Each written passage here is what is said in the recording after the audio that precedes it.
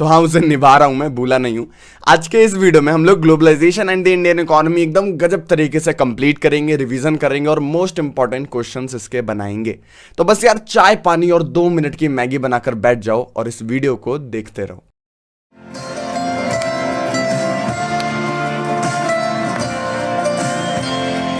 सो यार इस वाले वीडियो में ना हम लोग इसके जितने भी इंपॉर्टेंट क्वेश्चन जो तुम्हारे टर्म 2 बोर्ड एग्जाम में आ सकते हैं, जो हर साल बोर्ड एग्जाम में आते रहते हैं, जो तुम्हारे टेस्ट में, प्री बोर्ड में, एक तरीके से कहीं पर भी इस चैप्टर से जहां पर क्वेश्चन आते हैं वहां पर मोस्ट इंपॉर्टेंट क्वेश्चन हम लोग आज इसी वीडियो में कर लेंगे। इसमें मैंने ये मेक श्योर किया, एकदम टेबल ठोक कर मैंने इसमें क्वेश्चन सिलेक्ट किए, जो भी मोस्ट इंपॉर्टेंट जो बुक्स हैं, सैंपल पेपर्स की बुक हो गई, क्वेश्चन पेपर्स हो गए, इन सब से मैंने मोस्ट इंपॉर्टेंट वाले क्वेश्चन उठाए हैं। तो अगर इसको तुम अच्छे से बना लेते हो, इसका मतलब इन सभी बुक्स का स्वाद तुमने चख लिया और तुमने अच्छी खासी अपनी प्रिपरेशन कर ली।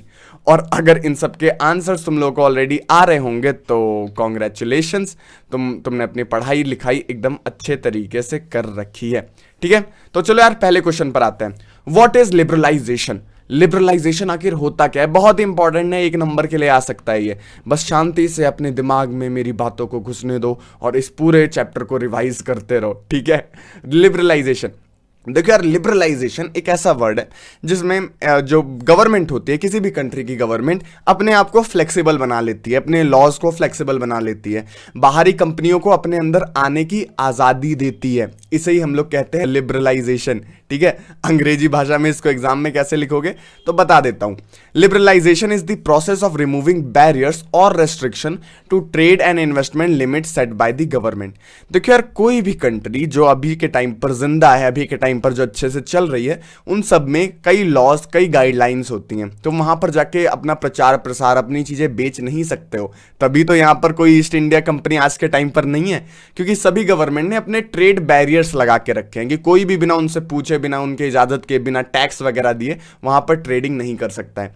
तो ये जो गवर्नमेंट है ना, वो एक तरीके से शील्ड पहन के रखती हैं।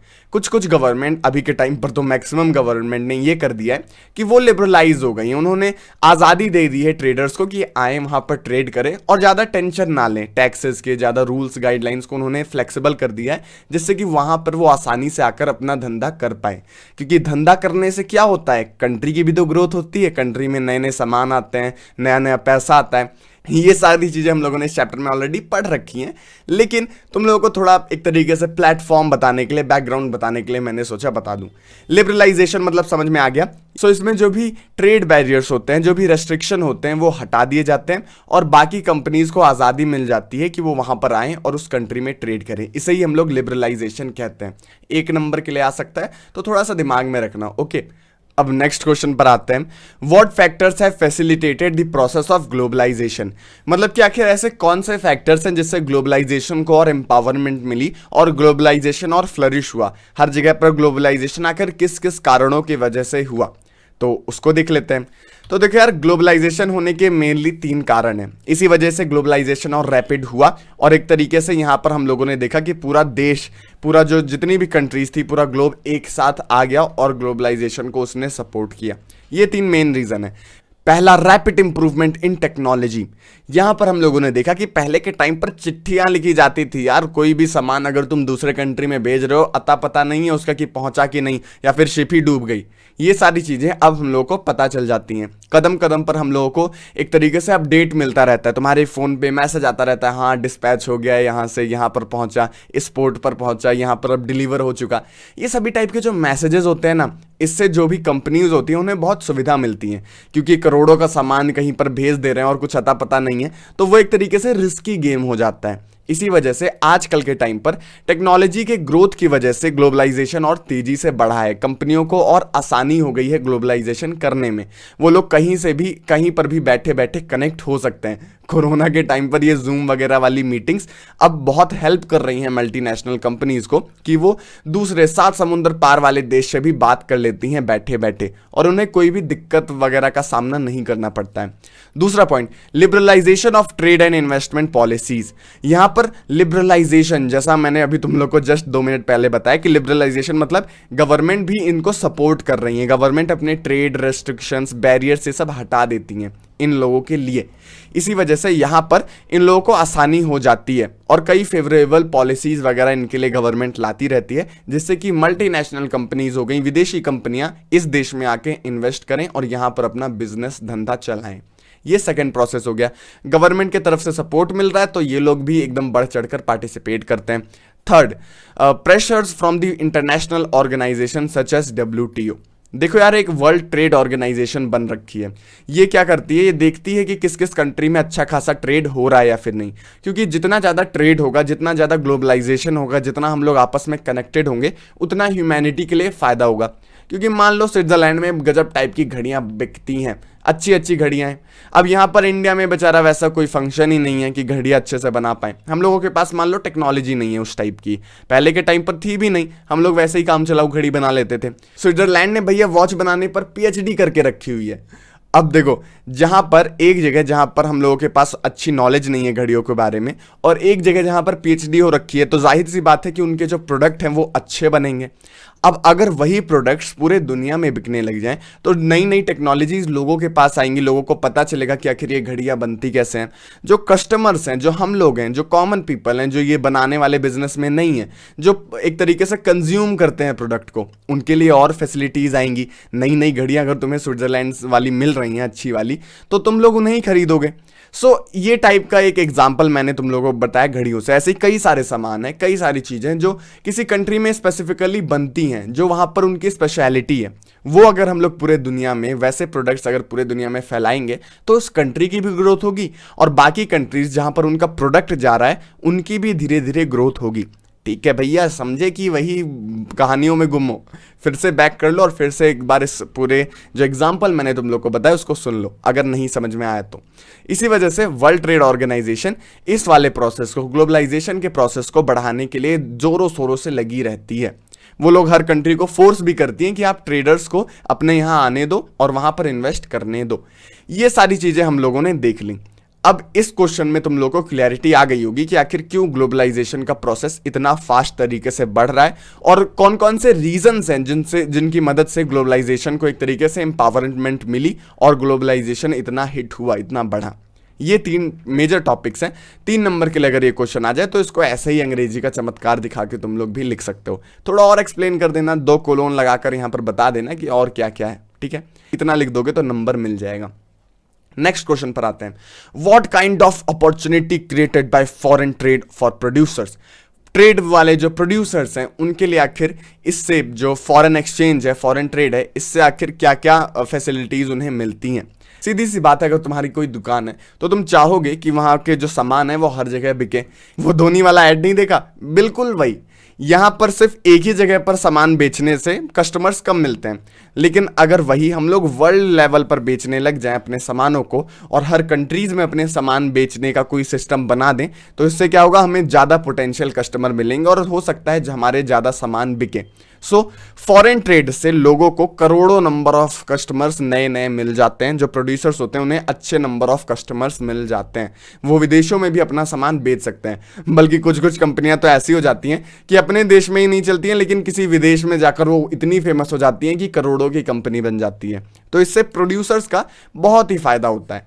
अब कस्टमर्स के लिए भी ये क्वेश्चन आ जाता है, तो उसका क्या आंसर होगा आगे चल के हम लोग देखेंगे नेक्स्ट क्वेश्चन में। ठीक है, foreign trade create an opportunity for producer to reach beyond the domestic markets, that is markets of their own countries. Producer can sell their produce not only in the market located within the country, बल्कि पूरे देश में वो लोग, पूरे international level पर वो लोग compete कर सकते हैं और पूरे विदेशों में भी अपने सामान बेच सकते हैं। यही सिंपल है, प्रोड्यूसर्स के लिए जो फॉरेन ट्रेड्स हैं उनसे यही फायदा होता है। अब आगे बढ़ने से पहले एक छोटी सी इन्फॉर्मेशन, अगर तुम्हें ऐसे ही टाइप के वीडियोस देखने हैं लाइव क्लासेस के थ्रू, मतलब हम लोग इंटरेक्शन वगैरह भी करते रहें और तुम लोग साथ साथ में अपने डाउट भी पूछ पाओ, तो तुम लोग डिस्क्रिप्शन वाले लिंक से लाइव क्लासेस ज्वाइन कर सकते हो। एकदम फ्री है, यूट्यूब पर ही होती हैं। डिस्क्रिप्शन में तुम लोग को लेटेस्ट क्लास का लिंक मिल जाएगा। साथ साथ में अनअकैडमी के बारे में तुम लोग को पता ही है, उसमें तुम लोग को कई सारे फीचर्स, टूल्स वगैरह मिल जाते हैं जिससे तुम अपने प्रिपरेशन को फ्री में ही अच्छे लेवल तक पहुंचा सकते हो।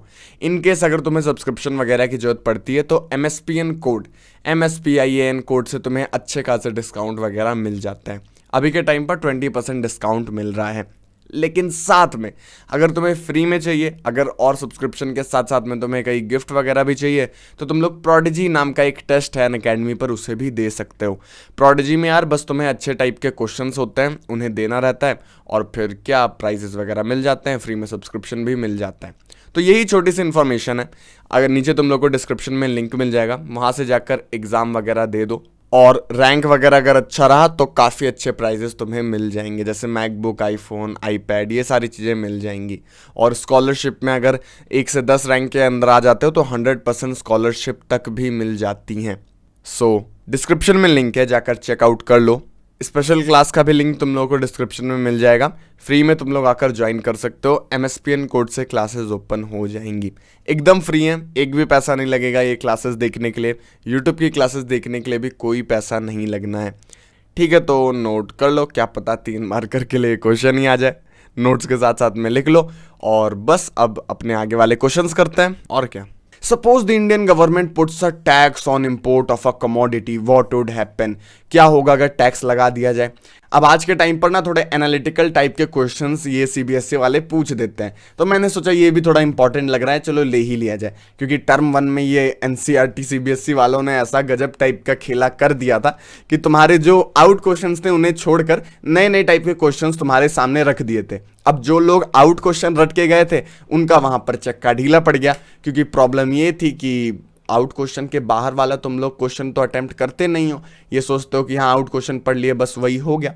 इसी वजह से मैं कोशिश कर रहा हूं कि इस सीरीज में तुम लोगों को आउट क्वेश्चंस तो बताऊं ही बताऊं, साथ साथ में ऐसे क्वेश्चंस जो इस बार आ सकते हैं, जो थोड़े अलग टाइप के हैं। मतलब आउट क्वेश्चंस को छोड़ के जो सेकंड नंबर के क्वेश्चंस नहीं होते कि हाँ ये भी आ ही सकता है, ये तो आएगा ही आएगा। क्योंकि आउट क्वेश्चन यार साल भर, अगर 5 साल से तुम एक ही प्रीवियस ईयर क्वेश्चन दिए जा रहे हो तो 6वें साल में बदलना तो पड़ेगा ना यार, उनका भी थोड़ा थोड़ा एक लेवल बनना चाहिए, एक ही क्वेश्चन हर साल थोड़े आएगा। इसी वजह से नए टाइप के क्वेश्चंस जो आ सकते हैं वो भी मैं तुम लोगों को इस सीरीज में करवा रहा हूं। तो सब्सक्राइब नहीं किए हो तो अब तक क्या कर रहे हो, सब्सक्राइब करो ना, नंबर लेना है कि नहीं, सब्सक्राइब करो। अपने 9th क्लास के जो चटपुटिया दोस्त हैं, जो बच्चे हैं, इन सबको बताओ कि हाँ 10th यहीं से पढ़ना, ओके। तुम्हारे लिए और भी कई सारी चीज़ें आ रही हैं, ओके।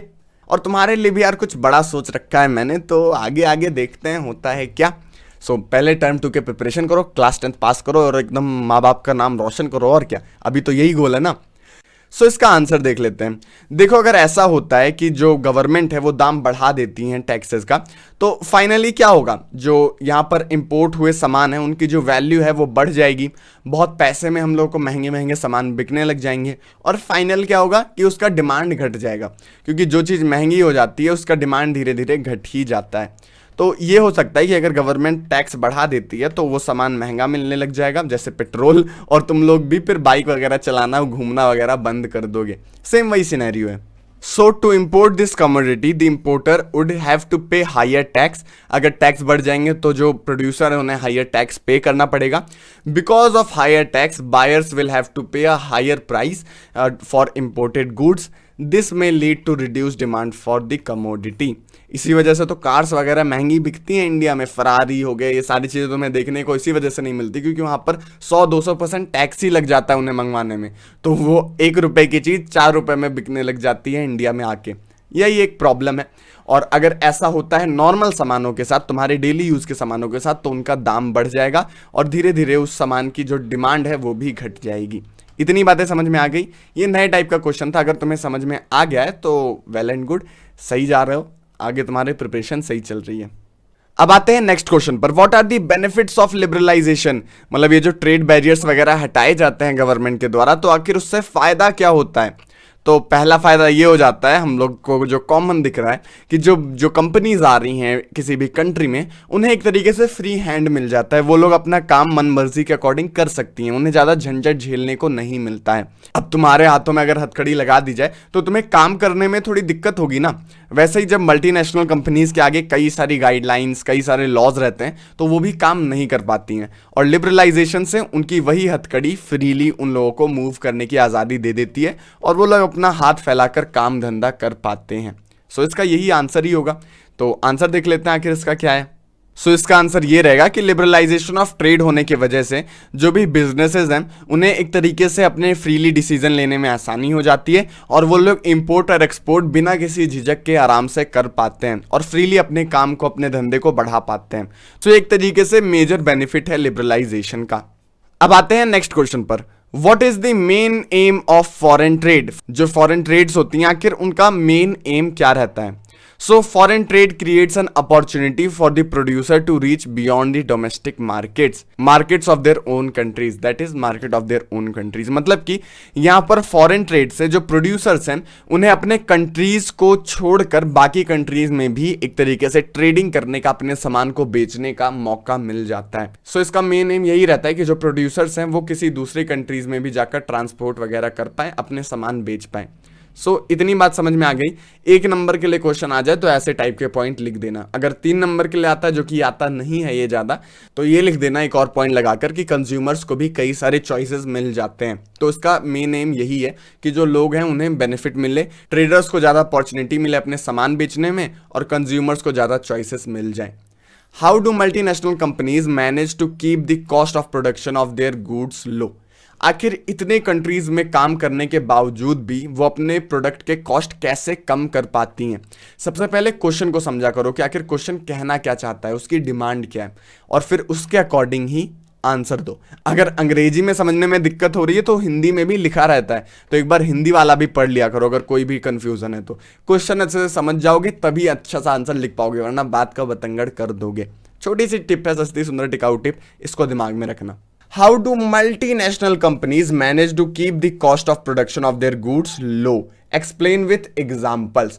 मतलब भैया जी एग्जाम्पल के साथ बताओ कि आखिर ये जो मल्टीनेशनल कंपनीज हैं, ये जो हर कंट्री में फैल रखी हैं, वो अपने कॉस्ट को कम कैसे करती हैं, अपने प्रोडक्शन कॉस्ट को कम कैसे करती हैं। तो इसके बारे में भी देख लेते हैं पॉइंट वाइज करके कि आखिर इनका पैसा कम कैसे लगता है। इतनी कंट्रीज में फैली हैं फिर भी कैसा प्रोडक्शन इनका कॉस्ट कम लगता है।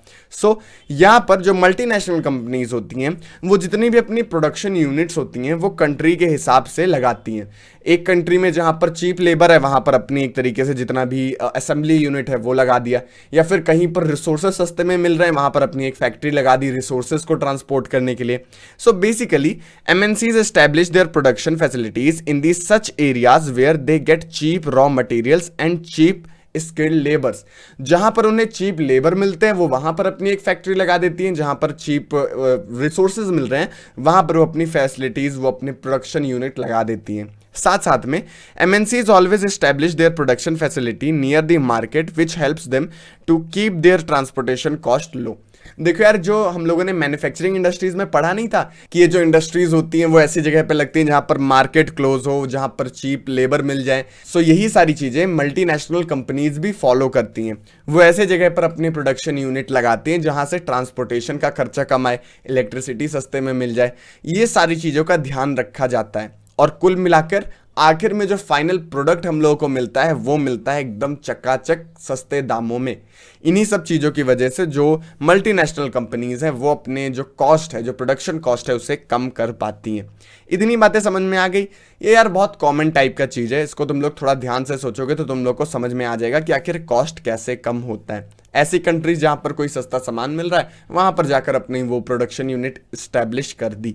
जैसे कि चाइना में जितनी भी असेंबलियाँ होती है वो बहुत सस्ते में हो जाती हैं। इसी वजह से सभी कंपनीज, जितनी भी बड़ी बड़ी कंपनियां हैं, वो सभी कंपनीज कहने को तो अपनी कंट्री की कंपनी होती हैं लेकिन जाकर असेंबली वो लोग चाइना में ही करवाते हैं क्योंकि सस्ते में वहाँ पर हो जाता है। ऐसे ही अगर कोई मान लो तुम्हें इलेक्ट्रिसिटी, कोई अप्लायंस चाहिए है या फिर कोई छोटे मोटे सामान चाहिए अपने प्रोडक्ट के लिए, तो तुम उस कंट्री में जाओगे जहाँ पर वो सामान सस्ते में मिल जाता है। सो यही सब ये लोग तिकड़म लगाकर आखिर में इन लोगों को सस्ते में प्रोडक्शन कॉस्ट पड़ जाता है और इन लोगों का प्रोडक्ट आसानी से सस्ते में बन जाता है। इतनी बातें समझ में आ गई। नेक्स्ट क्वेश्चन पर चलते हैं। How can import of Chinese toys in India be reduced? India में ये जो इंपोर्ट है चाइनीज टॉयज का वो कैसे कम हो सकता है? तो देखो यार, अगर मैं तुम्हें अच्छे से समझा दूं, क्योंकि चाइना तो अपना ही मुद्दा है ना, तो तुम लोगों को पता होना चाहिए। और नंबर लेने के लिए नहीं, थोड़ा अच्छे में नॉलेज गेन करो कि आखिर चाइना के जो प्रोडक्शन वाले टॉयज हैं जो आजकल मुद्दे में चल रहा है उसको हम लोग कैसे इंपोर्ट करने से बंद कर सकते हैं। तो इसके दो एक तरीके से वेज हो सकते हैं जिससे कि जो चाइना के टॉयज हैं वो कम हो जाएं, उनका इंपोर्ट कम हो जाए। पहला ये हो सकता है कि हम लोग एक्टिव अप्रोच रखें कि जितने भी टॉयज आ रहे हैं उसमें लगा दो एकदम दुनिया भर का टैक्स, जिससे कि वो जो यहाँ पर आ रहा है उसका दाम इतना बढ़ जाए टॉयज का कि यहाँ के इंडिया के लोगों को वो अच्छा ना लगे और वो लोग खरीदेना ही बंद कर दें। तो ये तो हो गया एक्टिव अप्रोच, मतलब जिस दिन से लॉज लग गए उसी दिन से प्राइजेस हाई हो जाएंगे और डिमांड एकदम गिर जाएगी। जैसे पेट्रोल के दाम अभी हाई हैं, इसी वजह से डिमांड बहुत ही कम हो चुकी है। तुम लोग कम से कम पेट्रोल इस्तेमाल करने की कोशिश करते हो। एक होता है पैसिव अप्रोच, हम लोग पैसिव अप्रोच भी रख सकते हैं कि इंडिया में जो लोकल प्रोड्यूसर्स हैं उनको थोड़ी इंपावरमेंट दें, उन्हें थोड़ा पैसा दें, जिससे कि वो थोड़ा अपना ग्रोथ कर पाएं। ग्रोथ करने से क्या होगा, वो भी अच्छे अच्छे सामान, अच्छे अच्छे टेक्नोलॉजी का इस्तेमाल करके अच्छे वाले टॉयज बना पाएंगे और उस टॉयज से वो चाइनीज टॉयज से compete करके वो एक तरीके से मार्केट अपना फिर से रिकैप्चर कर लेंगे। अब बोलने में तो आसान लग रहा है लेकिन करने में बहुत ही मुश्किल है, क्योंकि चाइनीज़ वालों की इतनी टेक्नोलॉजी इतनी अच्छी है, वो लोग इतने जल्दी बहुत ज़्यादा सामान बना देते हैं कि हमारे यहाँ पर जो इंडियन प्रोड्यूसर्स है वो उनका अभी मुकाबला नहीं कर पाएंगे। तो ये पैसिव अप्रोच है, धीरे धीरे करके हम लोग इम्प्रूव करते जाएंगे तो एक दिन ऐसा आएगा कि इंडिया के प्रोडक्ट काफ़ी अच्छे हो जाएंगे और चाइनीज़ का ये जो इम्पोर्ट है वो बंद हो जाएगा। लेकिन हाल ही फिलहाल का पूछ रखा है तो देखते हैं कि इसमें हम लोग कैसे लिख सकते हैं। So the import of Chinese toys in India can be reduced by imposing import duty। तो यहाँ पर इस आंसर में तुम लोगों को एकदम एक्टिव तरीका बताया गया कि इससे अगले दिन से ही तुम्हारे जो भी इंपोर्ट हैं वो आधे से आधा हो जाएगा। इंपोर्ट ड्यूटी बढ़ा दो एकदम दुनिया भर का, साथ साथ में टैक्स लगा दो। इससे क्या हो जाएगा कि ये जो टॉयज़ हैं वो बहुत ही महंगे हो जाएंगे और इससे इनकी डिमांड फॉल कर जाएगी। एक्टिव अप्रोच अगर एग्जाम में आ जाए तो पैसिव अप्रोच भी लिख देना कि आखिर हम लोग कैसे एक तरीके से इनके डिमांड को गिरा सकते हैं। इसका डिमांड को गिराने का एक और पैसिव तरीका ये हो जाएगा कि हम लोग अपने जो प्रोड्यूसर्स हैं उनको थोड़ा एम्पावरमेंट करें, उनके टॉयज़ की क्वालिटीज़ को इम्प्रूव करें, तो फिर धीरे धीरे लोग चाइनीज़ टॉयज़ को आखिर इस्तेमाल ही क्यों करेंगे। प्रॉब्लम तो यही है। सो ये रहा तुम्हारा प्रॉपर मेन एक answer, full fledged answer type का। जितने नंबर का क्वेश्चन है उतने हिसाब से तुम पॉइंट्स लिख देना। अभी 1 2 नंबर 3 नंबर के लिए अगर आ जाए तो इतना लिख देना, पैसिव वाला भी लिख देना अगर 3 नंबर के लिए आता है तो। ये ऐसे टाइप के क्वेश्चन है ना यार जो चैप्टर पढ़ने के बाद तुम्हें लगाने चाहिए। चैप्टर समझने के बाद कुछ ऐसे ट्रिकी टाइप के क्वेश्चन होते हैं जो चैप्टर के एक्सप्लेनेशन में तुम्हें समझ में नहीं आएंगे या फिर सामने नहीं आएंगे, लेकिन एग्जाम में आ जाते हैं भैया जी। इसी वजह से इन सब टाइप के क्वेश्चंस के लिए ये वाली सीरीज फॉलो करते रहो। और सब्सक्राइब भाई तुम कब करोगे यार सब्सक्राइब, कितनी बार बोलूं, सब्सक्राइब कर लो। Explain any 3 steps taken by the Indian government to attract foreign investment. ये बहुत ही इंपॉर्टेंट क्वेश्चन है, VVI इसको लिख सकते हैं हम लोग, क्योंकि ये मुंह बदल कर, चेहरा बदल कर, अलग मास्क पहनकर आ जाता है। हम यहाँ पर स्पेशल इकोनॉमिक जोन्स की बात कर रहे हैं, अगर तुमने अंदाज़ा लगा लिया हो तो। इसको अच्छे से समझाता हूँ। इस क्वेश्चन में हम लोगों से पूछा, अच्छा यहाँ पर क्वेश्चन नहीं है तो पिछले स्लाइड में तुम लोग को बताता हूँ क्वेश्चन में आखिर था क्या। यहाँ पर हम लोगों को बताना था ऐसे 3 स्टेप जिससे जो फॉरेन इन्वेस्टमेंट है, जो विदेशी कंपनियां हैं, उनको अट्रैक्ट करती है हमारी इंडियन गवर्नमेंट। तो हम लोगों को बेसिकली पॉलिसीज़ बतानी है, प्रोग्राम्स बतानी है जो इंडियन गवर्नमेंट ने लॉन्च किए हैं, जिससे कि फॉरेन इन्वेस्टमेंट यहाँ पर एफर्टलेसली, फ्लुएंटली यहाँ पर हो पाए। सो इन्हीं सभी के बारे में हम लोग को पॉइंट्स लिखने हैं। तो इसका प्रॉपर आंसर देख लेते हैं। So the Indian government has taken following steps to attract foreign companies to invest in India. पहला, स्पेशल इकोनॉमिक जोन्स बना दिए गए हैं। यार ये स्पेशल इकोनॉमिक जोन क्या होता है भैया, मैंने चैप्टर पढ़ा लेकिन समझ नहीं आया। तो स्पेशल इकोनॉमिक जोन से एक ऐसी जगह होती है जहाँ पर सारी फैसिलिटीज़ एकदम टॉप क्लास होती है। मान लो इतना एरिया है, यहाँ पर इलेक्ट्रिसिटी एकदम फुलफिल आएगी, 24 घंटे इलेक्ट्रिसिटी आ रही है, वाटर सप्लाई एकदम गजब तरीके से होगी, ट्रांसपोर्टेशन फैसिलिटीज़, रोड एकदम चकाचक रहेंगी सालों साल, वहाँ पर बारिश के मौसम में बह नहीं जाएंगी। साथ साथ में वहाँ पर जितनी भी फॉरेन कंट्रीज से जितने भी इन्वेस्टर्स आएंगे, जितनी भी कंपनियाँ आएंगी, उनको 5 साल तक टैक्स फ्री रहने का मौका दिया जाता है। अब ये सारी चीज़ों से जो हमारी गवर्नमेंट है वो चाहती है कि हम लोग उन्हें अट्रैक्ट कर पाएँ। यहाँ पर स्पेशल इकोनॉमिक जोन्स में आखिर उन लोगों को क्या हो जाता है कि उन्हें सिक्योरिटी मिल जाती है, उन्हें एक तरीके से इंश्योरिटी मिल जाती है कि कम से कम 5 साल तक टैक्स नहीं देना पड़ेगा और हमें ग्रो करने का मौका मिलेगा। और इन्हीं सब जोन्स में आकर जो बाकी बड़ी बड़ी कंपनियां हैं वो अपना प्रोडक्शन यूनिट इस्टेब्लिश करती हैं, फैक्ट्रीज लगाती हैं। सो इसे ही हम लोग स्पेशल इकोनॉमिक जोन SEZS कहते हैं। सीज तुम लोग एग्जाम में इसको ऐसे लिख सकते हो, लेकिन पूरा लिख देना एक जगह पर स्पेशल इकोनॉमिक जोन, जैसे टीचर को ये ना लगे कि तुम्हें फुल फॉर्म नहीं आता। Second point, government has also followed flexibility in the labor laws to attract foreign investment. This is done to reduce the cost of labor and for the company.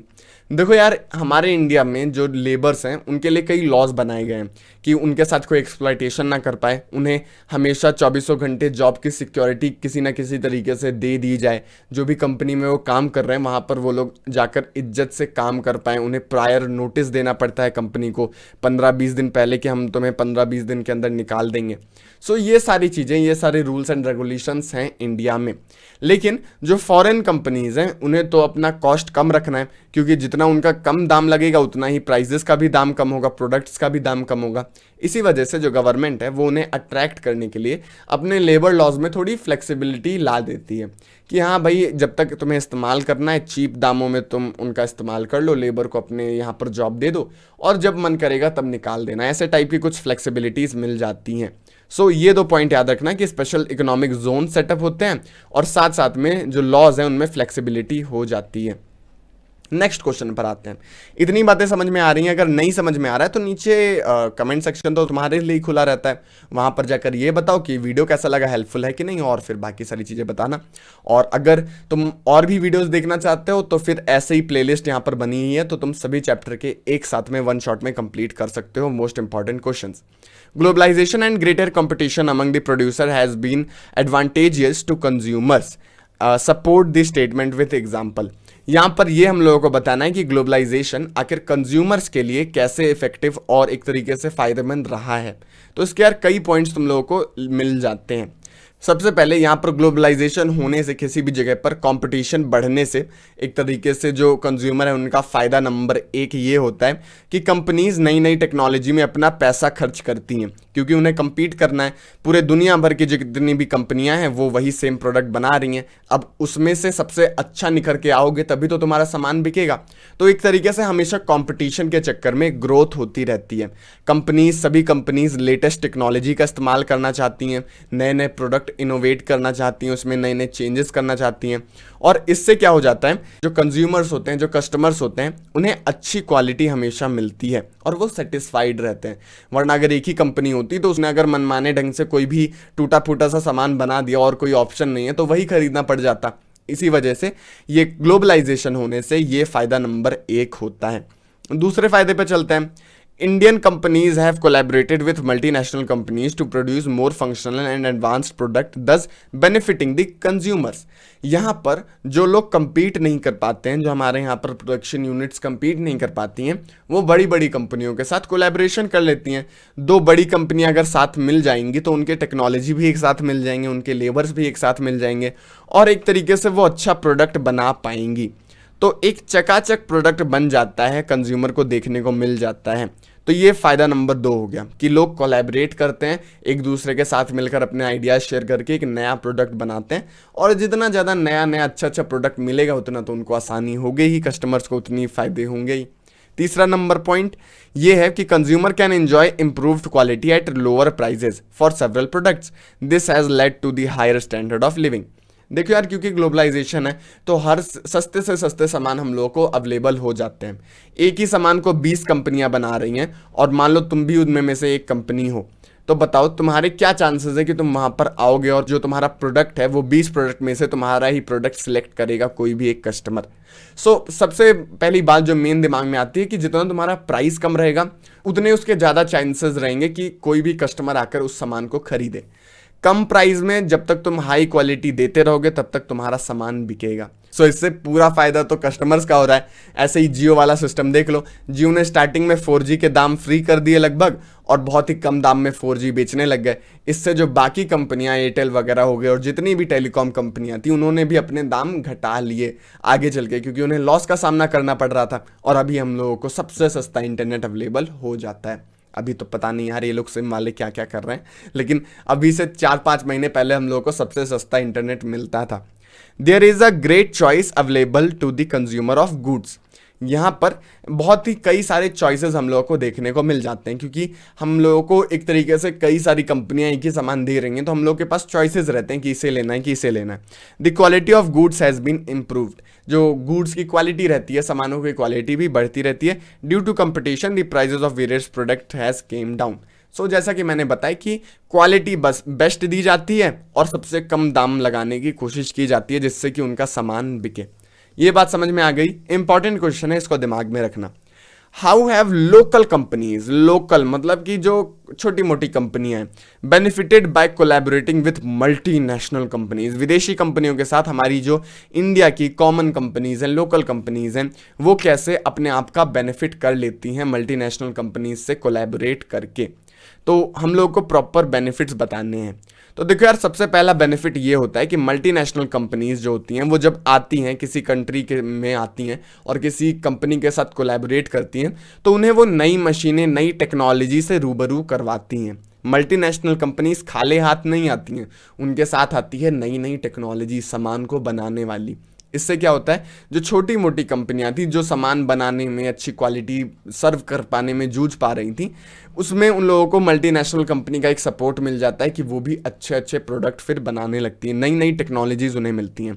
साथ साथ में multinational companies with them the latest technology for production, पैसे provide करवाती है, नई नई technology provide करवाते हैं, स्किल लेबर मिल जाते हैं, जो लोकल कंपनीज हैं उन्हें विदेशी लोग काम करने लगते हैं उनके साथ में। तो ये सारी चीज़ें उन्हें एक तरीके से बेनिफिट देती हैं, वो एक तरीके से ग्रो कर पाते हैं। The collaboration with multinational companies also bring new market for the finished goods and products. इसके लिए जो कोलैबोरेट होता है मल्टीनेशनल कंपनीज का, उससे उन लोगों को एक नए नए मार्केट भी अवेलेबल हो जाते हैं, क्योंकि मल्टीनेशनल कंपनीज विदेशों में अपना धंधा करती हैं तो लोकल कंपनीज के भी प्रोडक्ट विदेशों में फिर बिकने लग जाते हैं कोलैबोरेशन के बाद। साथ साथ में with the increase in production Indian companies made good earning, और क्योंकि जो प्रोडक्शन है वो भी इंक्रीज हो जाता है, जो डिमांड है वो भी इंक्रीज हो जाती है, क्वालिटी इंक्रीज हो जाती है, इससे जो लोकल कंपनीज हैं वो यहाँ से लेकर चांद तक पहुँच जाती हैं, उनका बहुत सारा ग्रोथ होता है, बहुत सारी डिमांड बढ़ती है, बहुत सारा पैसा कमाते हैं ये लोग।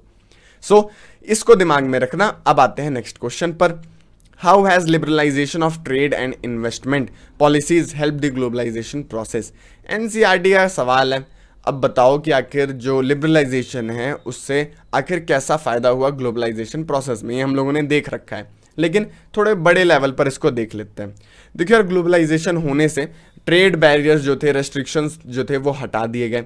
इससे क्या हो गया, जो हम लोगों की जो भी कंट्रीज़ हैं वो सब एक साथ आने लग गई, हम लोग एक साथ नेगोशिएशन करके ट्रेड्स को बढ़ाने लग गए। वर्ल्ड ट्रेड ऑर्गेनाइजेशन बन गई, वो एक तरीके से झंडा लेकर चलती है कि सभी कंट्रीज आओ, ट्रेड करो आपस में और एक दूसरे को ग्रो करने में हेल्प करो। इससे क्या हो गया कि अच्छे अच्छे सामान हम लोगों को मिलने लगे, हम लोगों को पूरे दुनिया में अपने कस्टमर्स मिलने लगे, प्रोड्यूसर्स को, साथ साथ में जो कंज्यूमर्स हैं उन्हें एक तरीके से नए नए सामान देखने के लिए नए नए चॉइसेस मिलने लग गई। कंज्यूमर्स मतलब कस्टमर्स ही होता है। इतनी बातें समझ में आ गई। नेक्स्ट क्वेश्चन पर चलते हैं। देखो, इसमें हम लोग को बस यही बताना था कि आखिर फॉरेन इन्वेस्टमेंट से आखिर क्या क्या अच्छाइयाँ हुई हैं और ग्लोबलाइजेशन आखिर कैसे तेज़ हुआ है लिबरलाइजेशन से। तो कानून वगैरह जो छोड़ दिए जाते हैं गवर्नमेंट के द्वारा, आखिर उससे क्या क्या आसानी हुई है। सो ये तुम लोग को पता ही है, मैंने राम कहानी इतने देर से सुना ही रखी है तुम लोगों को। अब आते हैं नेक्स्ट क्वेश्चन पर। When is money is called an investment? Money investment कब कही जाती है? तो देखो यार, जब मनी से हम लोग कोई एसेट खरीदते हैं, कोई सामान खरीदते हैं, किसी कंपनी में जब शेयर खरीदते हैं तो उसे कहते हैं हम लोग इन्वेस्टमेंट। सो जब भी हम लोग कोई एसेट खरीदने में, जैसे बिल्डिंग मशीन्स ये सब खरीदने में अगर हम लोग अपने पैसे को लगाते हैं तो उसे हम लोग इन्वेस्टमेंट कहते हैं। जो पर्सनल यूज़ के लिए करते हैं तो वो तो हो गया खर्चा, फालतू का खर्चा। लेकिन जो हम लोग अपने एक तरीके से बिजनेस के लिए कोई सामान खरीदते हैं, मनी को और बढ़ाने के लिए जो हम लोग पैसे लगाते हैं उसे हम लोग कहते हैं इन्वेस्टमेंट। बिजनेस माइंडसेट के साथ पैसे लगाने को हम लोग इन्वेस्टमेंट कहते हैं। सो ये सस्ती सुंदर टिकाऊ डेफिनेशन है, इसको याद रख लेना। एक नंबर के लिए क्या पता आ जाए ये क्वेश्चन। बाकी उतने क्वेश्चन आएंगे नहीं, बस तुम लोग एक बार शॉर्ट हो जाओ, एक बार इंपॉर्टेंट तरीके से अपने दिमाग में क्वेश्चंस घुसा लो, फिर बाकी याद करने की तो जरूरत रहेगी नहीं, क्योंकि तुम लोग सब समझ ही जा रहे हो। What does it make India an ideal destination for production? India में एक तरीके से आइडियल डेस्टिनेशन क्यों है? और भी कंट्रीज हैं यहाँ पर, तो आखिर इंडिया को ही ये मल्टीनेशनल कंपनीज क्यों चुनती हैं ज़्यादा से ज़्यादा? तो देखो यार, इंडिया में हाईली स्किल्ड इंजीनियर्स हैं जो बैठ रखे हैं, आईआईटी से पढ़ रखे हैं, और उन्हें चाहिए एक ऐसी जगह जहां पर वो अपनी सारी क्रिएटिविटी निकाल सके। तो इंडिया के पास बहुत ही ज़्यादा यूथ की पावर है, और ये एक तरीके से मल्टीनेशनल कंपनीज के लिए एक बहुत ही अच्छी चीज़ हो जाती है। यहाँ पर फटाफट अंग्रेजी बोलने वाले लोग हैं, और यहाँ पर हाईली एजुकेटेड पीपल हैं जो एक तरीके से call centre, customer service centre में एकदम अच्छे से सर्व कर सकते हैं। और यही हम लोगों को बताती है कि आइडियल डेस्टिनेशन है इंडिया प्रोडक्शन के लिए। कोई भी सामान हम लोग के यहाँ पर चीप लेबर वगैरह भी मिल जाते हैं, और एजुकेटेड, हाईली स्किल्ड और अनस्किल्ड लेबर चीप दामों में यहाँ पर इंडिया में अवेलेबल हो जाते हैं। नेक्स्ट क्वेश्चन देखते हैं कि what are the ways to interconnect countries. आखिर कंट्रीज को कनेक्ट करने के क्या क्या तरीके हैं। पहला, फॉरेन ट्रेड से लोग कनेक्ट हो जाते हैं। एक दूसरी कंट्रीज एक दूसरे से कनेक्ट इसी वजह से होती है क्योंकि उनके बीच में फॉरेन ट्रेड हो रहा होता है, फॉरेन इन्वेस्टमेंट हो रखी होती है, किसी यहाँ की कोई कंपनी ने दूसरी कंट्री की कंपनी पर पैसा लगा रखा होता है, तो ये दोनों कंट्री एक तरीके से कनेक्टेड हो जाती हैं। साथ साथ में पीपल वहाँ के मूव किए रहते हैं। इंडिया के जितने भी पैसे वाले इंजीनियर्स हैं, बड़े बड़े डॉक्टर्स हैं, वो जाकर अमेरिका में सेटल हो जाते हैं क्योंकि वहाँ पर अच्छी लिविंग फैसिलिटीज़ हैं। तो एक तरीके से इंडिया और अमेरिका का कनेक्शन हो जाता है ना, क्योंकि इंडिया के लोग यहाँ जा रहे हैं, अमेरिका के कुछ लोग यहाँ आते हैं टूरिज्म के लिए, काम करने के लिए। सो ये सारी चीज़ें, ये तीनों पॉइंट्स एक तरीके से कंट्रीज़ को इंटरकनेक्ट करती हैं। अगर एक नंबर के लिए क्वेश्चन आ जाए तो ऐसा लिख देना। मैंने तुम लोग के लिए मोस्ट इंपॉर्टेंट क्वेश्चंस, ऐसे क्वेश्चन जो एग्जाम में आ सकते हैं, उन्हें सेलेक्ट किया है, और साथ साथ में हम लोग पूरे चैप्टर की स्टोरी भी साथ साथ में लेकर चलते रह रहे हैं जिससे कि तुम्हारा रिवीजन भी हो जाए। Name some of the Indian multinationals, ये आएगा नहीं, लेकिन अगर आ गया तो लिख देना। टाटा हो गया, वीडियोकॉन हो गया, इन्फोसिस हो गया, रैनबैक्सी हो गया, एशियन पेंट्स हो गया, बहुत फेमस वाला है, एशियन पेंट्स हो गया। कई सारी चीज़ें हम लोग देखते हैं कि हमारे यहाँ पर कंट्रीज़ में बड़ी बड़ी कंपनियाँ हैं। टाटा मोटर्स जैसे ले लो, हर कंट्री में ये फैली हुई है, बड़ी बड़ी कारें अलग अलग कंट्रीज़ में बना कर देती हैं। सो ये भी हमारे यहाँ की मल्टीनेशनल कंपनीज़ हैं। एक दो का नाम याद रख लेना, बाकी एक दो का नाम ही आएगा, ये नहीं है कि सबको पूरा लिखने का तुम लोगों को दे दिया जाए, ठीक है, दिमाग में तो रहना ही चाहिए। What are the ways in which multinational companies can start operating in a country? आखिर कैसे मल्टीनेशनल कंपनीज यहाँ पर आकर अपना धंधा स्टैब्लिश कर सकती हैं। तो मैंने एक्सप्लेनेशन में तुम लोग को बताया था कि 2-3 तरीके होते हैं। सबसे पहले या तो वो आएँ और यहाँ पर अपना पूरा एसेट खरीद लें, वो यहाँ पर आकर बस जाएं और वहाँ पर शुरू से स्टार्ट करें, या फिर किसी इस्टेब्लिश्ड फैक्ट्री को वो लोग खरीद लें, एक्वायर कर लें और वहाँ पर आकर अपनी प्रोडक्शन यूनिट इस्टेब्लिश करें। 2 तरीके मेनली तुम लोगों को दिए गए हैं। पहला तरीका ये हो गया कि वो लोग स्पेशल इकोनॉमिक जोन SEZ में आकर यहाँ पर अपना जो नई प्रोडक्शन फैसिलिटीज़ हैं, नई कंपनियाँ हैं, वो सेटअप कर दें, नया प्रोडक्शन यूनिट, नई फैक्ट्री बनाएं। दूसरा तरीका ये है कि वो लोग आए यहाँ पर और इंडिया में जो ऑलरेडी लोकल जो कंपनीज़ हैं उन्हें खरीद लें, या फिर वहाँ पर इन्वेस्टमेंट कर दें, उन्हें पैसा दे दें और उनके शेयर्स वगैरह खरीद लें, जिससे कि उनका भी धीरे धीरे बेनिफिट हो और वो भी यहाँ पर एक तरीके से इनडायरेक्टली जुड़ जाए यहाँ से, और धीरे धीरे करके अपना मार्केट ग्रो कर लें। An MNC can start operating in a country either by directly establishing its own factory or by acquiring some running factory or by the way of joint venture with some existing companies. So ये इसका right answer होगा। अब एक और question है यार, यहाँ पर ना ट्रेड बैरियर से रिलेटेड, लिबरलाइजेशन से रिलेटेड कई सारे क्वेश्चंस तुम लोगों को देखने को मिलते हैं, तो थोड़ा दिमाग से सही तरीके से सभी क्वेश्चन को राइट करने का एक सलीका समझ लेना कि आखिर आंसर राइट कैसे करना है इन सब में। ये क्वेश्चंस की शक्ल मैं तुम लोग को इसी वजह से दिखा रहा हूँ जिससे तुम्हें एक वे पता चल जाए कि क्वेश्चन कैसे आते हैं, तो उनका आंसर कैसे तुम लोगों को देना है। क्वेश्चन का कोर सेम ही है। ये देखो, नया मुखौटा पहन के लिबरलाइजेशन वाला क्वेश्चन आया, बताओ आखिर क्यों गवर्नमेंट ऑफ इंडिया ने ट्रेड बैरियर्स को रिमूव किया है, एक्सप्लेन करो। या फिर barriers on foreign trade, foreign investment were remove to a large extent in India since 1991, इसको जस्टिफाई करना है। सब एक ही थाली का चट्टे पट्टे, इनका एक ही आंसर होगा, लिबरलाइजेशन के फायदे। सो यहाँ पर हम लोगों से इंडिया के बारे में पूछा था कि बताओ ट्रेड बैरियर्स क्यों हटाए गए। सो इससे क्या होगा, जो इंपोर्ट और एक्सपोर्ट है वो इजीली हो जाएगा। साथ साथ में it allowed the local producer to compete with product at global level so that they could improve the quality of their products. पहले के टाइम पर 1991 से पहले हमारे यहाँ के जो भी प्रोड्यूसर्स थे वो बस अपने ही कंट्री के लोगों से एक तरीके से कम्पीट करते थे, लेकिन लिबरलाइजेशन होने के बाद हम लोग इंटरनेशनल लेवल पर कम्पीट करते हैं और हमारी क्वालिटी को बढ़ाने की कोशिश करते रहते हैं। साथ साथ में global multinational companies could set up their production units, they brought latest technology of production into the country. यहाँ पर जो मल्टीनेशनल कंपनीज हैं वो किसी भी देश में पार्टिकुलरली इंडिया में आती हैं और नई नई टेक्नोलॉजी के साथ आती हैं, जिससे कि इंडिया की जो प्रोडक्शन क्वालिटी है वो भी धीरे धीरे इंक्रीज़ होती है। इंडिया के लोगों को भी देखने को मिलता है कि अच्छा नई टेक्नोलॉजी होती क्या है, कैसे काम करती है। सो ये 3 मेजर पॉइंट्स हैं, इनको एग्जाम में लिख लेना। मेन गोल और सोल पता है इस सभी क्वेश्चंस का क्या है कि आखिर लिबरलाइजेशन के फ़ायदे बताओ, फॉरेन ट्रेड्स क्यों होती है उसके फ़ायदे बताओ, और ये सब चीज़ें अगर तुम्हारे दिमाग में हैं और थोड़ी बहुत अंग्रेजी में ज्ञान रखते हो तो कोई भी क्वेश्चन इससे आएगा तो बना लोगे। टेंशन ना लो यार, बोर्ड में अच्छे नंबर आने हैं तुम्हारे। Describe the contribution of technology in promoting the process of globalisation. जैसा कि मैंने कहा कि इससे क्या होता है, हम लोग ट्रैक वगैरह रख सकते हैं।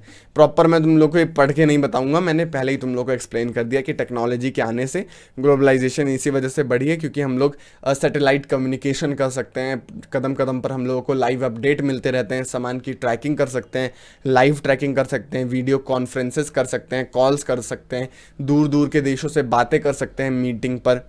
सो कनेक्शन इम्प्रूव हो जाती है इससे। 6 पॉइंट्स है, पॉज करके अच्छे से समझ लेना या फिर स्क्रीनशॉट ले सकते हो। तो यार इसी के साथ ये चैप्टर एकदम धुएंधार तरीके से होता है कंप्लीट। तुम लोगों का पूरा चैप्टर ये कंप्लीट हो गया। इसके अलावा और भी कोई भी इंपॉर्टेंट क्वेश्चन अगर तुम्हारे एग्जाम में आता है तो आराम से बना लोगे, क्योंकि इसमें मैंने ऐसे चोमो टाइप के क्वेश्चंस भी लिए थे जो आने नहीं है, लेकिन क्या पता आ जाए तुम्हारी बुरी किस्मत की वजह से, तो मैंने वो भी तुम्हें क्लियर करवा दिया है। तुम लोगों ने जाने अनजाने में इस चैप्टर में मास्टरी हासिल कर ली है, तो कंग्रेचुलेशंस फॉर दैट। एंड बस यार और क्या, ये चैप्टर होता है complete. Thank you so much for watching. मिलते हैं किसी नेक्स्ट चैप्टर के मोस्ट इंपॉर्टेंट क्वेश्चंस के साथ में। ये वीडियोस अगर देख लेते हो तो टर्म 2 में तुम्हें फुल नंबर लेने से कोई नहीं रोक सकता है। 95% नहीं कह रहा हूँ भैया, वो तो मेरे भी आ गए थे, लेकिन फुल नंबर तुम लोगों को लाना है। 98, 99, 100 में तुम लोगों को सोशल साइंस में नंबर लाने हैं, तो उसके लिए मेहनत लगेगी। मेहनत करते रहो, बस वीडियो आराम से देख लो। मैं फन वे में, इंटरेस्टिंग वे में तुम लोगों के लिए वीडियो प्रेजेंट करने की कोशिश करता हूँ। और हाँ, आज 4 बजे आ जाना, लाइव क्लास है, नेशनलिज्म इन इंडिया को हम लोग अच्छे से निपटा रहे हैं। ओके, सो मैं वहाँ पर तुम लोग का इंतजार करूँगा। हम लोग वहाँ पर इंटरेस्टिंग वे में अपना चैप्टर कंप्लीट करेंगे। Thank you so much for watching. Subscribe कर लो और अपने चुटपुटिया दोस्तों को भी शेयर कर दो।